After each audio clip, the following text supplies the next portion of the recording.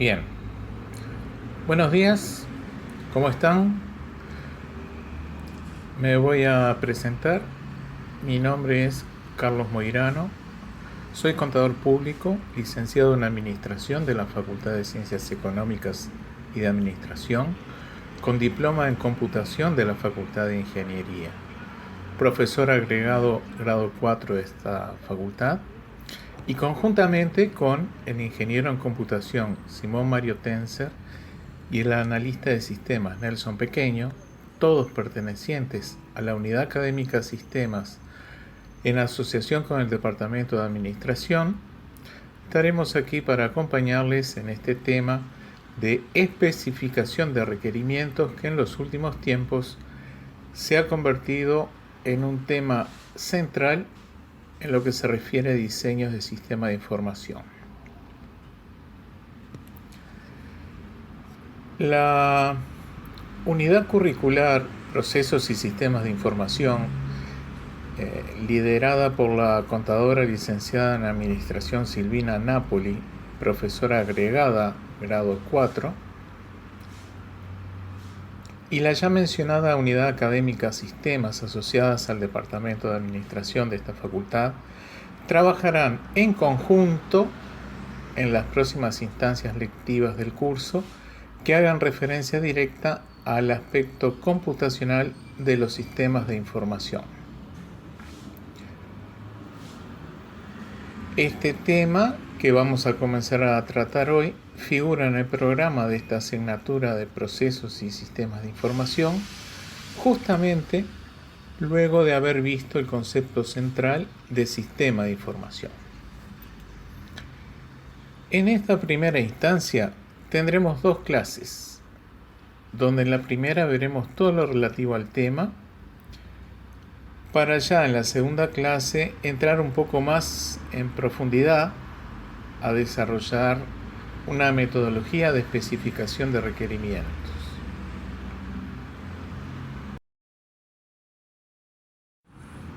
Antes que nada, debemos considerar especialmente el vínculo con la cadena de valor de la institución, con el análisis de sus procesos y los datos que esos procesos requieren para su correcto funcionamiento y monitoreo.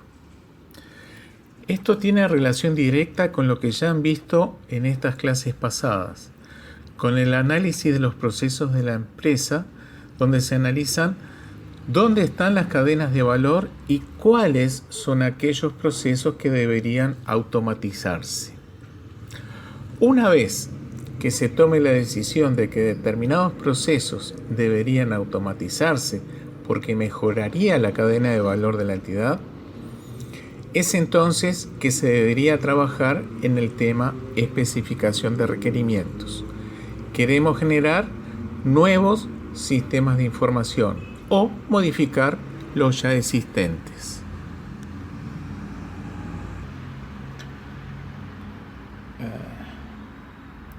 Cuando se desea construir un sistema de información, el usuario que desea computarizar determinada rutina de su trabajo deberá necesariamente sentarse en una mesa a intercambiar ideas con su contraparte informática para expresarle lo que quiere hacer. Y deben entenderse mutuamente. Quien expresa lo que desea hacer debe ser comprendido por el desarrollador, por el informático. Y una vez que está casi elaborado el sistema de información por la contraparte informática, el usuario, o sea ustedes, deben validar si lo que hizo se corresponde con la solicitud inicial, con lo que ustedes le pidieron. Existen diversas metodologías, digamos, de entendimiento, y la más generalizada y ampliamente utilizada tanto internacionalmente como localmente es un lenguaje relativamente nuevo llamado UML, que nace como la reunión de otros lenguajes de modelado, de los cuales se extrae lo más útil e interesante para formar así el UML. Ustedes no se preocupen porque no vamos a entrar a analizar UML en profundidad. ¿Por qué? Porque excede las necesidades de este curso. Pero lo que sí vamos a ver es lo que ustedes necesariamente deben saber al momento de querer elaborar en sus trabajos un sistema de información o, lo que es similar, mejorar el sistema de información que ya tienen o existente.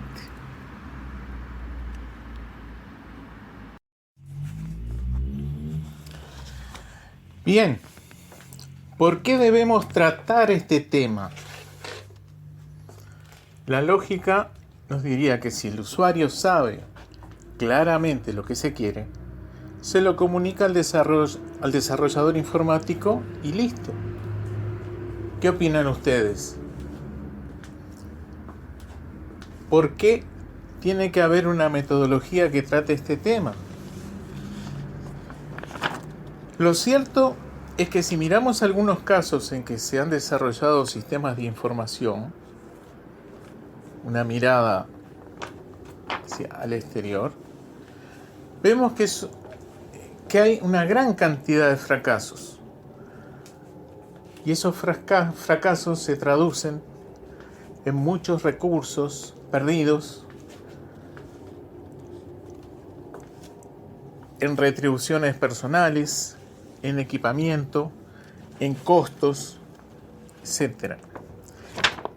Estos fracasos tienen su costo, además de no haber cumplido con su objetivo, que era el de construir un sistema de información como si lo estaban solicitando. No es correcto comunicárselo al desarrollador informático y listo. Esto es falso. Y si observamos las instituciones que han caído en esta falacia, tenemos casos de entidades que están en la lámina, como ser AT&T, que es una de las empresas telefónicas más grandes de Estados Unidos. Vemos universidades, bancos, y esto en el extranjero, pero también ocurre a nivel local, aquí en Uruguay. Y son tantos quienes caen en estos problemas y con abultados costos que enumerar los principales casos, ya sean públicos o privados, no entran en estas láminas.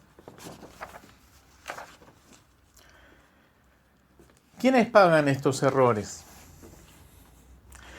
Los costos incurridos y los tiempos insumidos son grandes, realmente son grandes.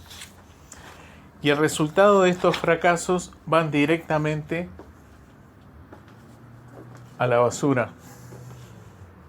Aunque se pagan. ¿Quiénes son los que pagan estos errores? En el caso de los organismos públicos, el dinero saldrá de sus arcas, que se proveen en la mayoría de los impuestos que todos pagamos. En el caso de los privados, de los recursos financieros que se ponen a disposición para este fin. En todos los casos se pone el dinero, pero el resultado al que se arriba es mediocre, paupérrimo o nulo. Se invierte, pero sin resultado alguno más que pérdidas abultadas. ¿Y por qué ocurre esto? Porque no se tuvieron las debidas providencias del caso. Se pensó que era una simple comunicación al desarrollador y listo. Y no es así. En la metodología propuesta para que ustedes vean y utilicen, es la más utilizada y comprensible por todos los desarrolladores informáticos. Es una manera de acercarse al vocabulario utilizado generalmente para especificar los requerimientos de un sistema de información.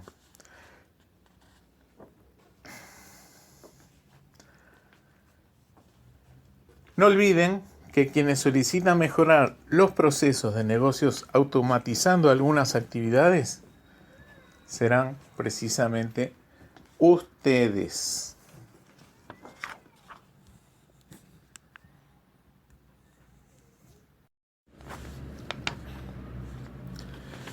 El índice de éxito en la implantación del sistema de información no es alto. No es alto.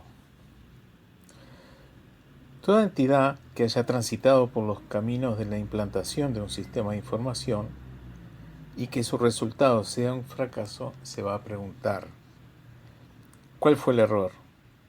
¿Por qué fracasamos? ¿Cuáles fueron las causas de este desastre? Hemos perdido mucho tiempo y dinero. Eso se preguntan los directores de las empresas que tuvieron estos fracasos.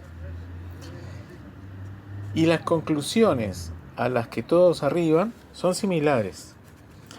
La o las causas de no ser exitoso en la implantación de un sistema de información radica en que se ha realizado por parte de los usuarios, y escuchen bien, por parte de ustedes, una incompleta, incorrecta o inadecuada especificación de requerimientos del sistema de información a implementar.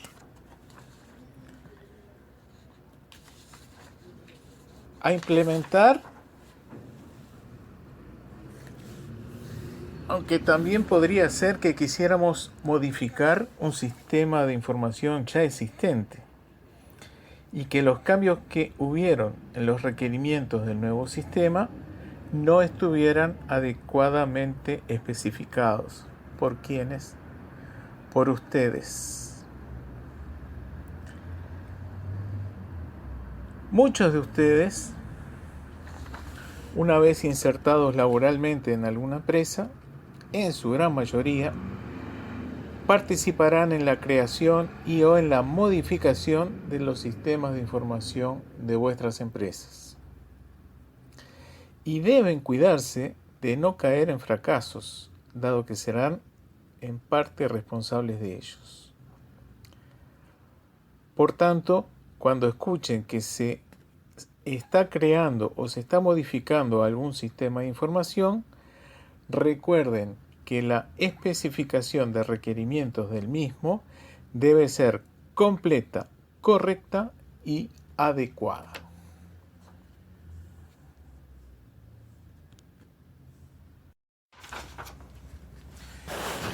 En el tema de especificación de requerimientos, ¿cuál es el problema central? El problema central es la comunicación entre usuarios y desarrolladores.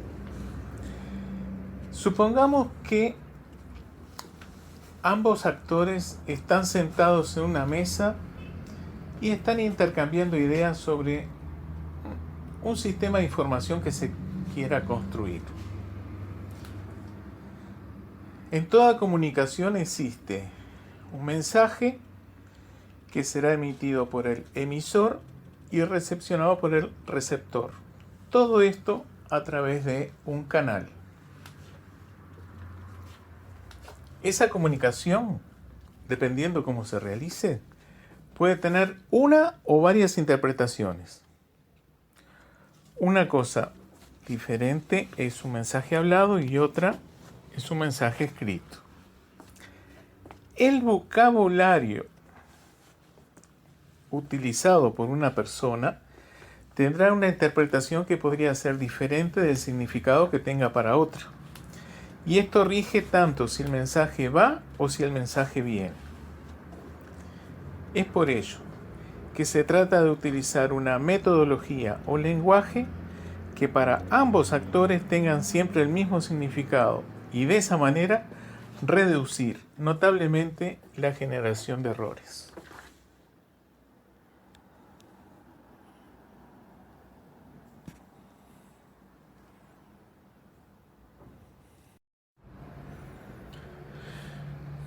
Bien, son varias las personas que deben involucrarse en la construcción de un sistema de información. Así, tendremos al usuario, al que quiere construir el sistema de información, al jefe del proyecto, al analista, al programador, etc. Y este cómic que ven aquí, que se conoce desde hace muchos años, lo que resalta es cómo cada uno de ellos interpreta una cosa diferente de lo que ha interpretado otra de las personas, de manera tal que ninguno, ni siquiera el propio usuario, se refiere exactamente a lo que necesita. Ustedes verán que en todas las imágenes existe un árbol y que al parecer todas incluyen un asiento colgado de una de las ramas del árbol. Pero ninguna de las interpretaciones de las personas involucradas se parece a la necesidad que realmente tenía el usuario. Ni siquiera lo manifestado por el usuario se parece a lo que realmente necesita. Y todo esto, nuevamente, por problemas de comunicación.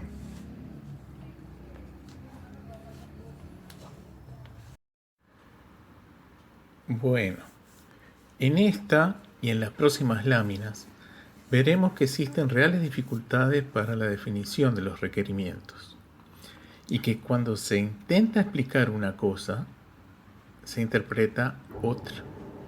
Así tendremos, por ejemplo, este cubo con un posicionamiento de las aristas que resulta imposible para las leyes de la física, y varios ejemplos más que vamos a ver a continuación.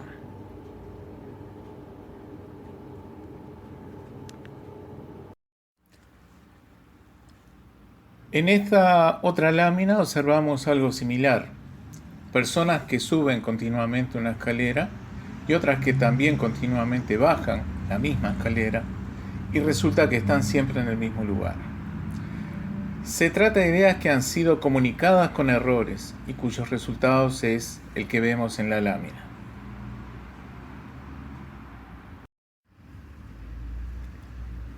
Una última lámina de este tipo. Vemos 4 elementos: una calle, una cebra, un semáforo en verde y un muro al final de la cebra. Seguramente quien transmitió esta idea no era esto lo que deseaba expresar, pero fue lo que interpretó quien desarrolló la idea. En estas últimas láminas hemos puesto énfasis en que siempre existen errores en las comunicaciones de ideas y debemos de alguna manera intentar minimizarlos. ¿Y cómo se arregla esto a nivel de las necesidades que cada uno de ustedes van a tener cuando quieran implementar un sistema de información? Y si existe esa manera de arreglar este problema, ¿cómo se puede difundir a todos los actores involucrados en la construcción de un sistema de información para que todos ellos puedan entender lo mismo?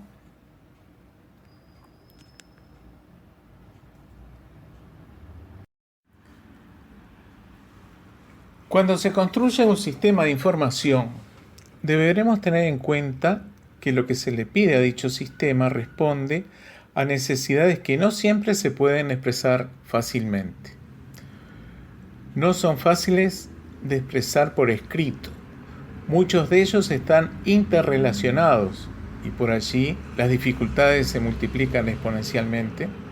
Y aunque no pareciera, la mayoría no se trata de requerimientos obvios. Si además consideramos que a menudo se consultan diferentes fuentes, muchas de ellas frecuentemente suelen ser contradictorias porque solo ven la funcionalidad que a ellas les interesa y les corresponde, ignorando la de otros actores. Y más complicado aún es el panorama si consideramos que algunos de los requerimientos que le hagamos al sistema son estables y otros son variables con el tiempo. Cambian. Veremos más adelante en el punto de evolución de los requerimientos que varios de estos cambian por distintas razones y deben, después del cambio, seguir en consonancia con el resto de los requerimientos ya relevados.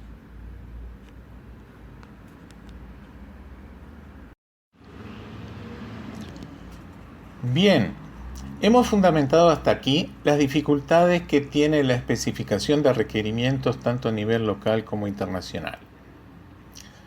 Veremos que muy buena parte de los errores normales en los que se incurre suceden por no focalizarse en la metodología básica entendible para todos los actores involucrados en la construcción de sistemas de información. Y elementos a considerar en este campo serán los recursos humanos utilizados, el tiempo insumido y fundamentalmente los costos incurridos. Lo que sigue de ahora en más, incluyendo el contenido de la clase que viene, son los pasos que deberán seguir ustedes cuando se propongan construir o modificar un sistema de información. Son las reglas de lo que se ha denominado ingeniería de requerimientos, que se ocupa específicamente de estos temas. Sepamos también que los sistemas de información tienen todos un determinado ciclo de vida. Hasta hace unos años, los sistemas duraban 10 o 15 años antes de que se volviera obsoleto y fuera necesario reemplazarlo por otro más adecuado a la realidad. Pero, hoy por hoy, se vuelven obsoletos mucho más rápidamente. A lo sumo a los 2 años o al año, nuestro sistema recién implementado quedará obsoleto y deberemos pensar en cambiarlo. Y deberemos nuevamente comenzar a relevar nuevos requerimientos. La frecuencia con la que se deberán levantar requerimientos será mucho más alta en el tiempo. Y para que la solución informática sea exitosa, ustedes deberán realizar una apropiada especificación de requerimientos de acuerdo a lo que veremos en las próximas láminas. Y todos esos datos formarán un documento llamado Documento de Especificación de Requerimientos, el que circulará entre los involucrados en la construcción del sistema, respetando las reglas de la metodología utilizada. Ahora comenzaremos a profundizar específicamente en el tema. No se olviden que a nivel académico estas referencias que se hacen al tema son preguntables y exigibles en las diferentes pruebas que se puedan hacer en la unidad curricular Procesos y Sistemas de Información. Pero más allá de que todo esto sea preguntable en revisiones y exámenes, lo más importante es que ustedes entiendan, comprendan que si tienen que construir un sistema de información o modificar uno ya existente, apliquen estos conceptos para arribar a buen puerto. A nivel de prácticos, se les pondrá una serie de enunciados que ustedes deberán resolver individual o grupalmente, siguiendo las pautas de estas clases y de la siguiente.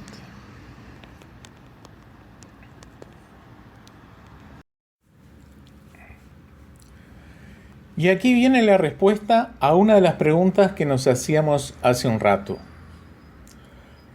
¿Cómo se arreglan estos problemas que veíamos en las láminas iniciales cuando cada uno de ustedes quería implementar un sistema de información?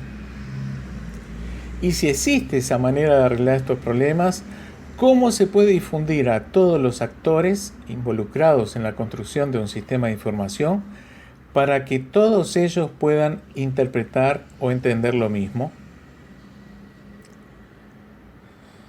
Es así entonces que nace la ingeniería de requerimientos.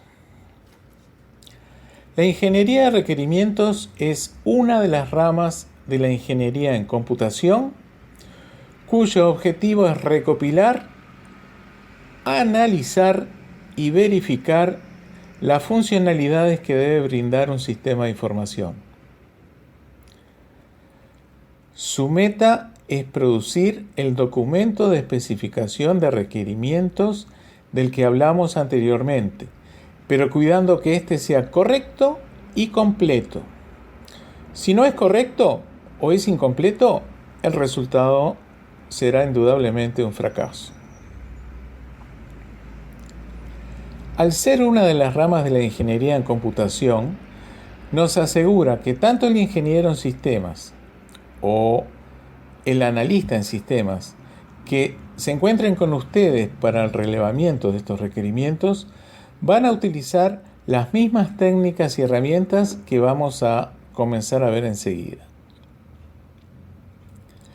Recalco los verbos que aparecen en esta lámina: recopilar, analizar, verificar. La recopilación es la obtención de los requerimientos con las personas involucradas. Analizar es ver y comprender los problemas planteados y la mejor propuesta para resolverlos. Y verificar es contrastar con los involucrados si lo desarrollado es similar a lo que se solicitó inicialmente. Si lo es, todo bien, pero si no, deberá comenzar el proceso de relevamiento de requerimientos nuevamente. Y además, se debe hacer en forma correcta y completa. Esto es muy importante que lo tengan en mente. Suele ser pregunta de revisión y/o examen.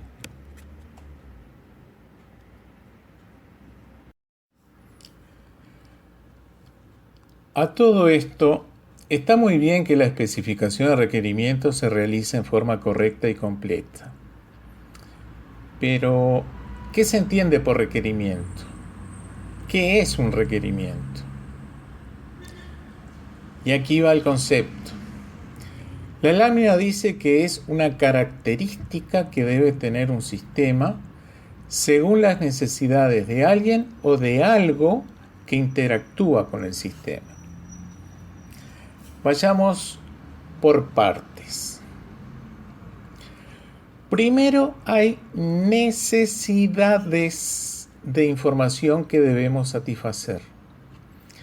Esas necesidades podrían ser, por ejemplo, un reporte de la facturación mensual que alguien necesita para tomar decisiones. Y ese alguien podría ser un gerente de la empresa.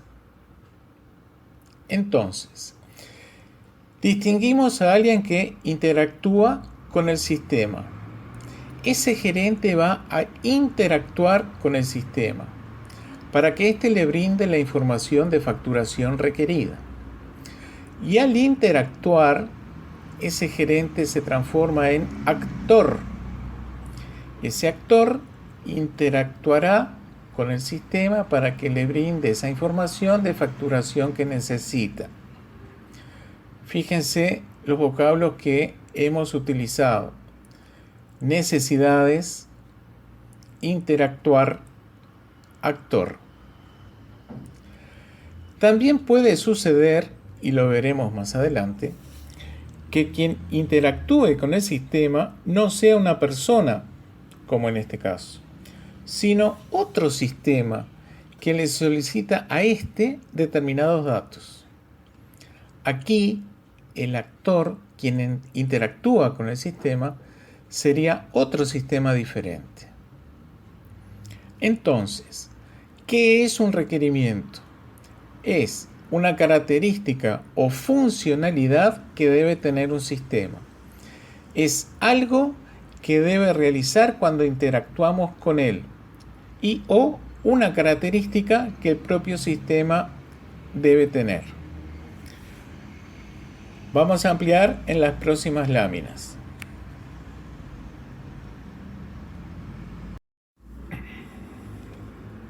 Un requerimiento estará bien definido si cumple con las siguientes 7 características. Atención, que esto también es pregunta de revisión. Primero, debe ser necesario. Si no, no es un requerimiento que atienda a una necesidad. Debe ser viable, debe estar especificado en forma completa, concisa, es decir, que no existan ambigüedades, debe ser consistente y congruente con el resto de los requerimientos. Las inconsistencias llevan a menudo al fracaso. Debe ser verificable, medible y finalmente debe ser trazable o rastreable. ¿Qué significa que sea necesario?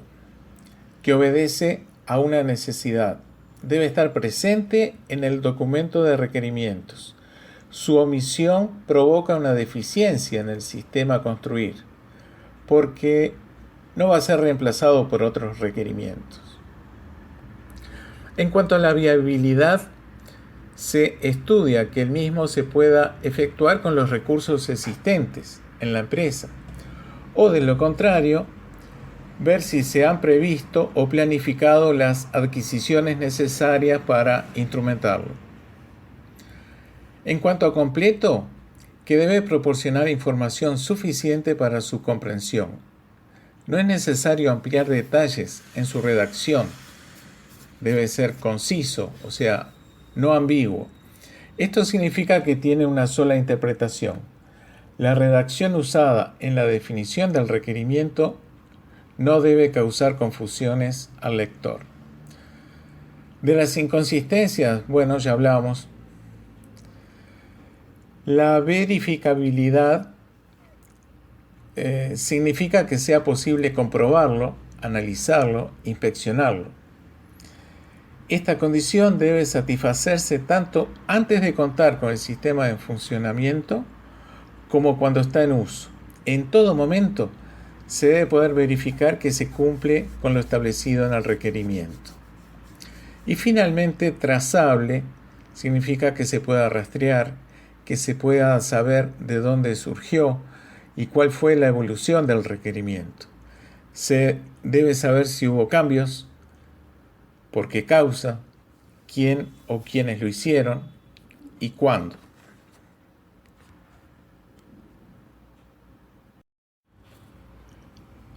Ya vimos entonces la naturaleza de un requerimiento. Son en general las funcionalidades que se le reclama a un sistema que éste debe hacer o una característica que debe poseer. En muchas oportunidades, esas características del sistema son restricciones bajo las cuales debe operar. Veamos ahora los tipos de requerimientos. Se pueden agrupar en dos grandes categorías: requerimientos funcionales y requerimientos no funcionales. Aquí les vamos a explicar a qué corresponde cada tipo. Y cuando vengan las preguntas en alguna revisión, tal vez le pongamos una serie de requerimientos y ustedes deberán diferenciarlos entre funcionales y no funcionales. ¿Sí? Aquí vamos entonces. Un requerimiento funcional es precisamente eso. El sistema debe proporcionarnos esa funcionalidad que responde a una necesidad. En el caso de hoy, era el reporte de facturación que necesitaba el gerente de la empresa. Aquí hablamos de una entidad que lo necesita, porque ya vimos que podría ser una persona u otro sistema quien solicita el dato. Por eso hablamos de entidad. Por otro lado, un requisito no funcional no lo solicita ninguna entidad, sino que por el contrario, se trata de restricciones bajo las cuales el sistema debe operar, como por ejemplo, que pueda ejecutarse en dispositivos móviles o que tenga un determinado tiempo máximo de respuesta.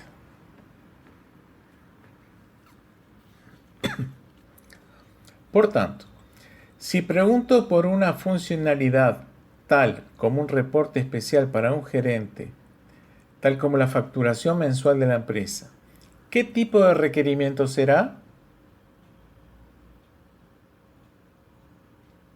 Un reporte para un gerente. Será funcional. Y si especifico que debe proveerse en no más de 2 minutos, ¿qué tipo de requerimiento será? No funcional.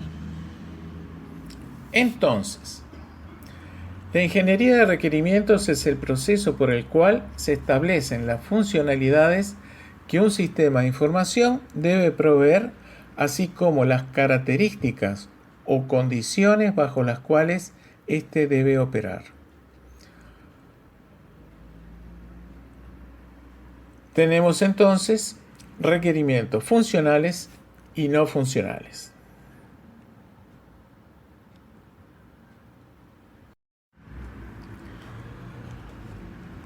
Veamos en las próximas láminas algunos ejemplos de requerimientos funcionales y no funcionales.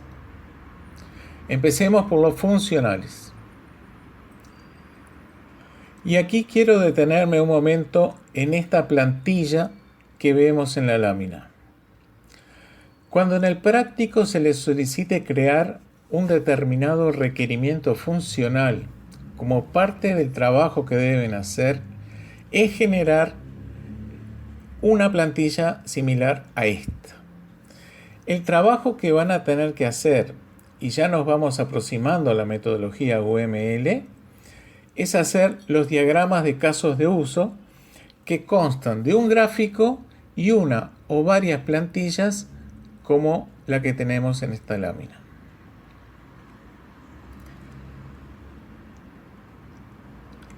Esta plantilla contiene fundamentalmente un requerimiento que indica como precondiciones, lo tenemos allí, desde dónde arranca o se inicia la funcionalidad a satisfacer, cuáles son los pasos que el sistema debe seguir, flujo normal, y dónde tiene que finalizar, postcondiciones.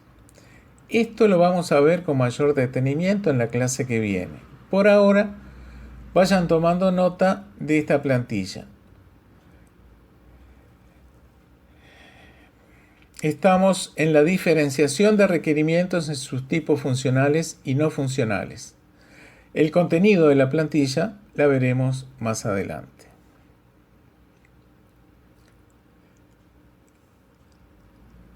El caso de requerimiento funcional que está en la plantilla es un requerimiento sobre el reclamo que realiza telefónicamente un cliente a una determinada empresa sobre algún asunto en particular. ¿Qué debería hacer el sistema en este caso?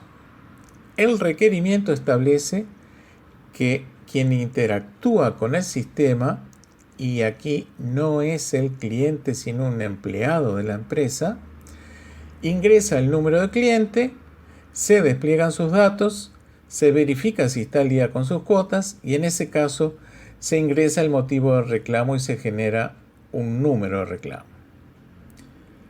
Esto es un caso típico de requerimiento funcional. Es algo que debe realizar el sistema y que responde a una necesidad.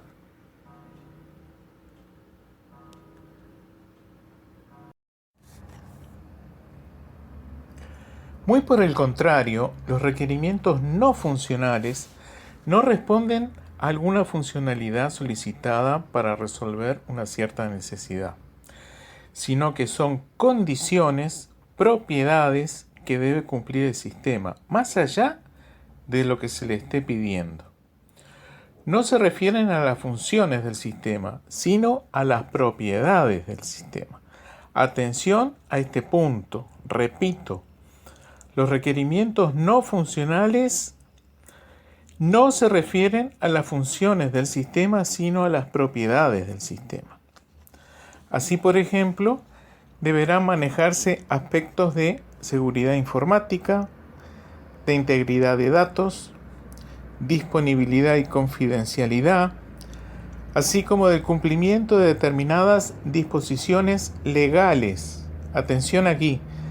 Disposiciones legales que regulan los datos que circulan en los sistemas de información, a saber, la Ley 18331 de Habeas Data, conocida como Ley de Protección de Datos Personales, la Ley 18381 de Información Pública, cuando una determinada información es pública, es reservada o es confidencial, y la 18.600 sobre documentos electrónicos y firmas digitales. También existen otras disposiciones legales, tales como, por ejemplo, las referidas a la facturación electrónica. A esto se agregan características de las que ya hemos hablado antes, tales como rapidez y portabilidad, en el entendido de que la portabilidad es el uso del sistema en diferentes plataformas, en un PC, en una tablet o en un smartphone.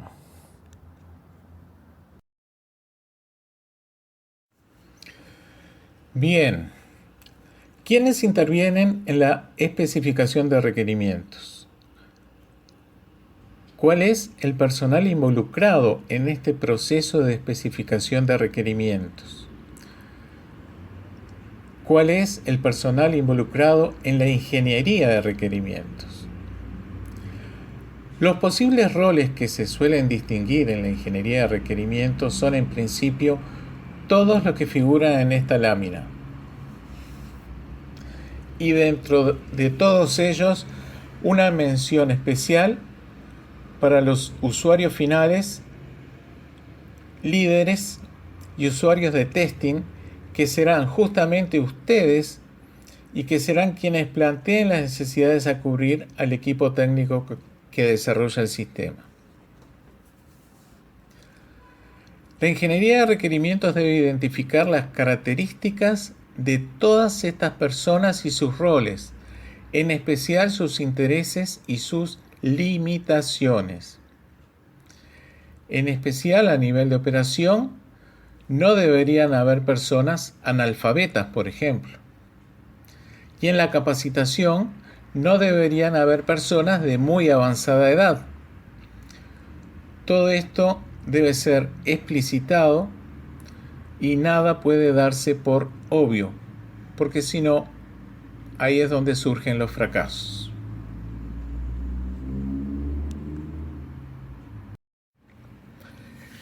En el trabajo de la ingeniería de requerimientos hay 5 trabajos principales, y que son los que están en esta lámina: el análisis del problema, la evaluación y negociación, la especificación de los requerimientos, la validación de los requerimientos y la evolución de los mismos.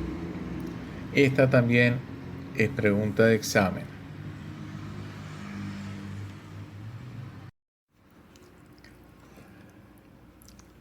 Veamos las actividades de la ingeniería de requerimientos. Veamos la primera, que es el análisis del problema.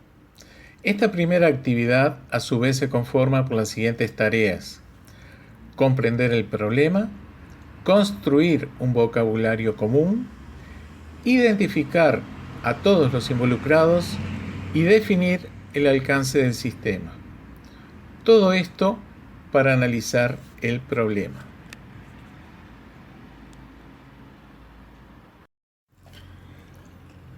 ¿Qué significa comprender el problema? Esto es básico. Consiste en determinar quién tiene el problema realmente, considerar dicho problema desde una variedad de perspectivas y explorar varias soluciones desde diferentes puntos de vista. Así, si por ejemplo un cliente se queja por las demoras que le ocasiona hacer colas de espera para ser atendido cuando realiza un determinado trámite X, las diferentes perspectivas a considerar serán la perspectiva del cliente por la pérdida de tiempo y también la perspectiva del negocio por la posible pérdida de ese cliente. Y las soluciones en este caso podrían ser determinar por qué se demora la atención, agregar más puestos de atención, automatizar el trámite o tercerizar el servicio, por ejemplo.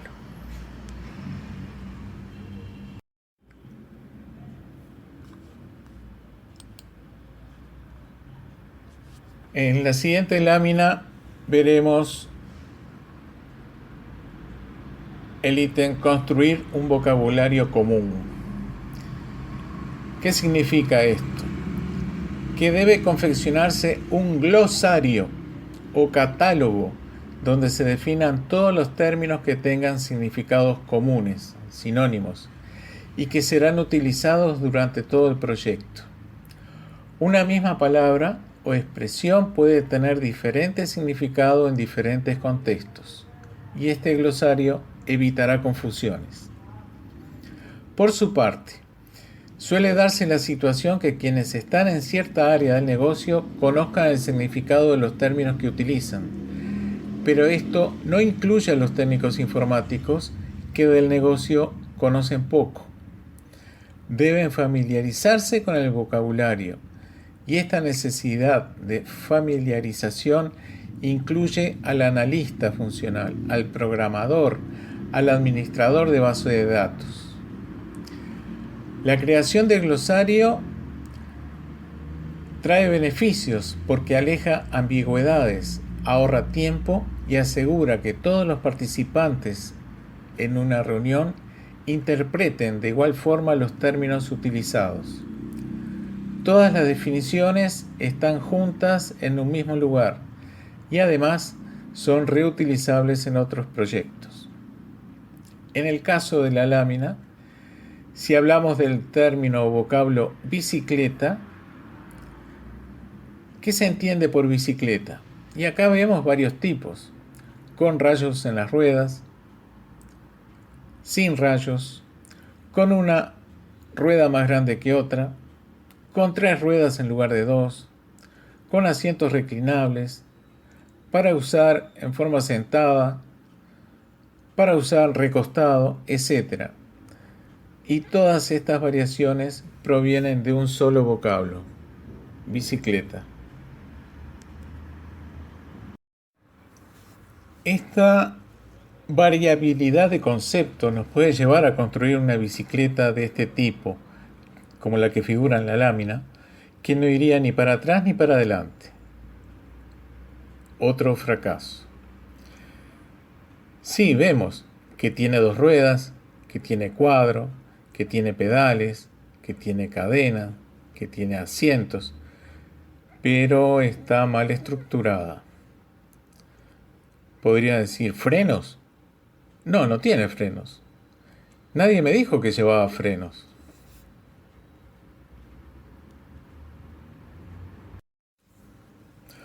Un tercer componente del ítem analizar el problema es identificar a los involucrados, esto es, ver a todas las personas o grupos de personas que están directa o indirectamente afectados por el sistema. Esto evita sorpresas a medida que avanza el proyecto. Las necesidades de cada afectado son discutidas y sometidas a debate durante el trabajo de ingeniería de requerimientos. Se deben conocer las opiniones de todos los involucrados, y una de las cosas que se deben considerar es que frecuentemente existen situaciones contradictorias. Por ejemplo, una persona informa que determinados datos no los necesita y por lo tanto no se deberían ingresar al sistema, pero pueden ser fundamentales para otro proceso posterior. Para saber quiénes son las personas o entidades que serán afectadas por el sistema, se deben realizar algunas preguntas como las que figuran en la tabla de la lámina. ¿Quién interactuará con el sistema? ¿Quién desarrollará el sistema? ¿Quién probará lo realizado? Y otras preguntas similares de interés.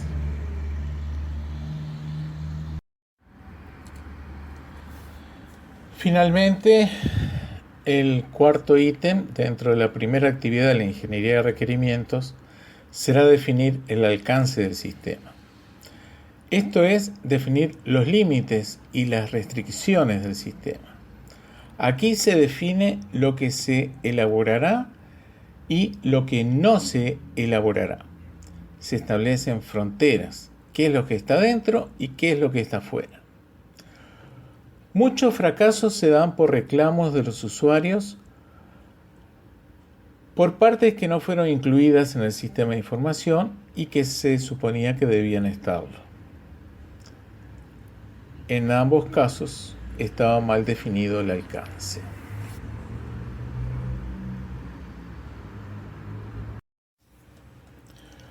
Pasamos ahora a la segunda actividad de la ingeniería de requerimientos: evaluación y negociación de los requerimientos. La diversidad de fuentes de requerimientos hace necesaria una evaluación para ver si son adecuados o no para el cliente. Se evalúan según su factibilidad técnica, operacional y económica. Factibilidad técnica, si se puede operar con la tecnología actual de la empresa. Operacional, si se puede operar este sistema sin alterar, por ejemplo, el organigrama de la organización. Y económica, si se cuenta con los presupuestos y disponibilidades financieras adecuadas para su implementación. Entonces, en función de esta evaluación, se clasifican los requerimientos según la importancia que tiene cada uno en términos de implementación. Es decir, se los prioriza. Algunos sí, otros no. Y esa prioridad se utilizará para establecer la secuencia de las actividades de diseño y de prueba de cada requerimiento. Y esa prioridad dependerá de las necesidades que tenga el negocio. Se realiza entonces una clasificación de requerimientos en mandatorios, deseables e innecesarios. Y aquí se da la fase de negociación con el cliente, dado que algunos requerimientos van a ser elaborados y muy probablemente otros no, por las consideraciones anteriores.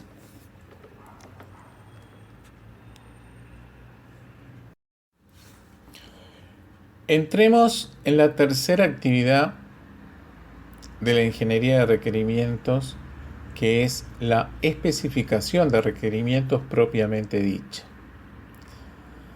En esta actividad se genera el documento de especificación de requerimientos, también llamada SRS por sus siglas en inglés, Software Requirement Specification, que contiene una descripción completa de las necesidades y funcionalidades del sistema que será desarrollado. En este documento figuran los requerimientos, tanto funcionales como no funcionales, así como requerimientos de hardware, software, diagramas y toda otra información que sirva de soporte y guía para las fases posteriores. Este documento servirá como fuente básica de comunicación con el cliente, los usuarios finales, los analistas de sistemas, personal de pruebas y todo aquel involucrado en la implementación del sistema. Clientes y usuarios utilizarán este documento para comparar si lo que se está proponiendo coincide con las necesidades de la empresa. Analistas y programadores lo utilizarán para determinar el sistema a desarrollar. Personal de pruebas elaborarán las pruebas funcionales y de sistemas en base a este documento. Al tratarse de un documento estándar, facilita la lectura y escritura del mismo, siendo un documento familiar para todos los involucrados. El SRS, o sea, el documento de especificación de requerimientos, tiene las mismas características que cada uno de los requerimientos en sí mismos. O sea, debe ser completo, consistente, verificable, factible, rastreable, etc.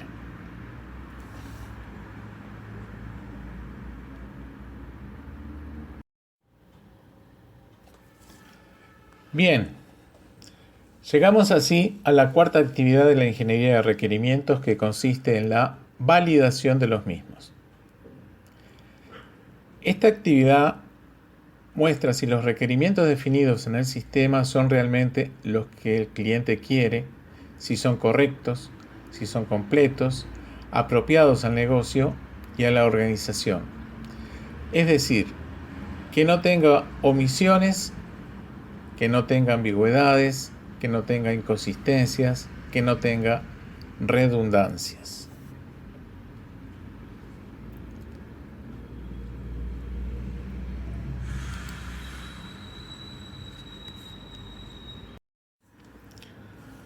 Finalmente, llegamos a la quinta actividad de la ingeniería de requerimientos, la evolución de los requerimientos.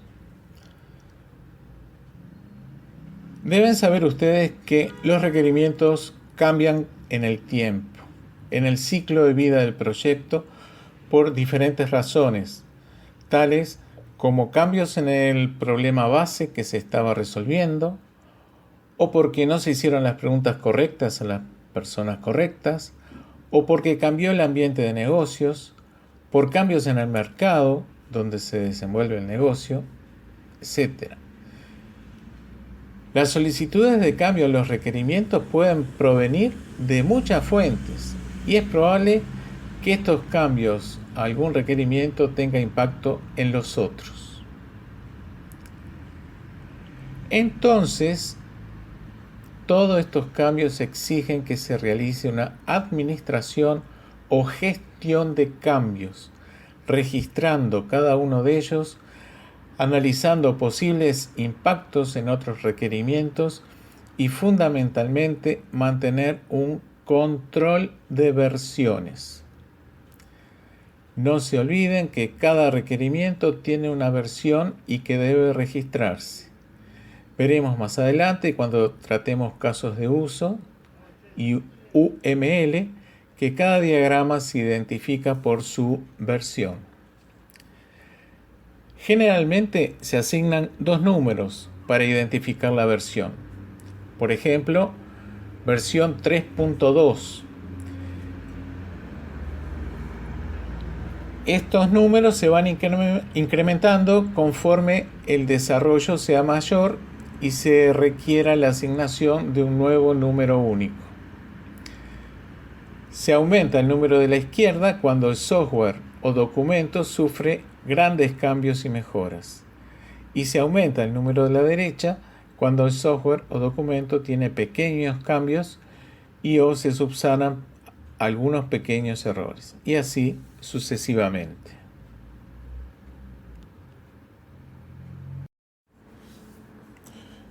Bien, en esta lámina simplemente hacemos referencia a este control de versiones de cada requerimiento y enumeramos algunas bondades de dicho control que son los que están allí expuestos en esta lámina. Resumiendo entonces, vemos que las actividades de la ingeniería de requerimientos en la que ustedes se verán relativamente involucrados se puede visualizar como una gran espiral que se recorre desde el centro hacia afuera. Así, comenzaremos por ejemplo por un estudio de viabilidad, factibilidad técnica, económica, operacional. Luego se sale a obtener los requerimientos, luego se especifican, se validan, se hace un prototipado o construcción de prototipos, y esto lo vamos a ver a continuación, etc. Y entramos ahora a las técnicas y herramientas de la ingeniería de requerimientos que se utilizan para la obtención de los mismos. Esta es también pregunta de revisión. Estas herramientas son variadas, están allí expuestas y a menudo se utilizan en forma conjunta. es difícil encontrar casos donde se utilice exclusivamente una o dos de ellas. Dentro de las importantes y utilizadas tendremos entrevistas y cuestionarios, tormenta o lluvia de ideas, el brainstorm, el prototipado o creación de prototipos y finalmente los casos de uso y UML, que los veremos en la clase próxima y que servirá esto de apoyo para los ejercicios prácticos virtuales que tendrán ustedes en el curso.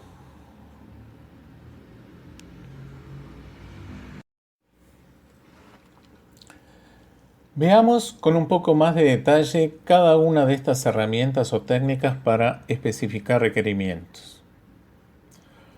Comencemos con las entrevistas y cuestionarios, las cuales permiten reunir información de personas o grupos de personas. Y las preguntas que se realicen a las mismas deben ser de alto nivel para conocer el problema planteado por el usuario. Esas preguntas se pueden agrupar, tal como están en la lámina, en preguntas sobre usuarios, sobre los procesos de negocios que afectan o sobre el propio sistema.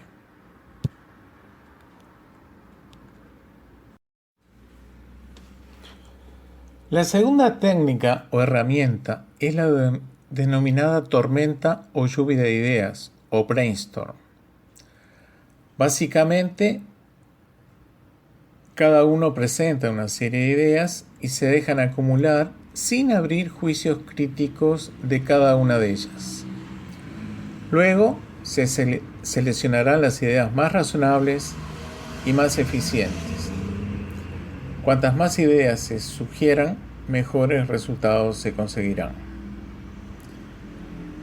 Es de destacar que la producción de ideas en grupo es más efectiva que la producción individual, dado que una idea siempre va llevando a la otra. La tercera técnica de la ingeniería de requerimientos es la creación de prototipos.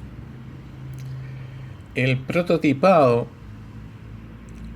o creación de prototipos comienza con lo que se llama diseño rápido, donde solo se representan aquellos aspectos del software que serán visibles solamente por el usuario. Por ejemplo, las entradas y las salidas, sin ningún procesamiento intermedio entre ambas. Este prototipo es evaluado por el usuario y tras varias interacciones, el prototipo es puesto a punto, mejorando así la comprensión del problema por parte del desarrollador. Finalmente, la última de las técnicas y herramientas para especificar requerimientos del sistema de información son los casos de uso y el UML. Es la forma más moderna y difundida de especificar el comportamiento que va a tener un sistema de información. Un caso de uso es una forma de expresar cómo alguien o algo externo a un sistema lo usa. Atención a este punto, el uso. Los sistemas son usados, no solamente por personas, sino también puede ser utilizado por otros sistemas o por ciertos dispositivos de hardware.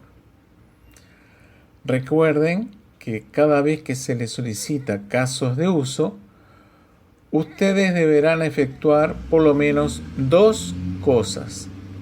El gráfico con el actor que interactúa con el sistema, sea este una persona u otro sistema, y además, muy importante, no se olviden, la plantilla con la descripción de cada caso de uso. Son dos cosas, gráfico más plantillas. No se olviden este detalle. Esta técnica es muy importante en especificación de requerimientos y en la próxima clase vamos a entrar en mayor profundidad, puesto que se tiene previsto realizar ejercicios presenciales y virtuales en EVA con puntuación válida para exonerar el curso.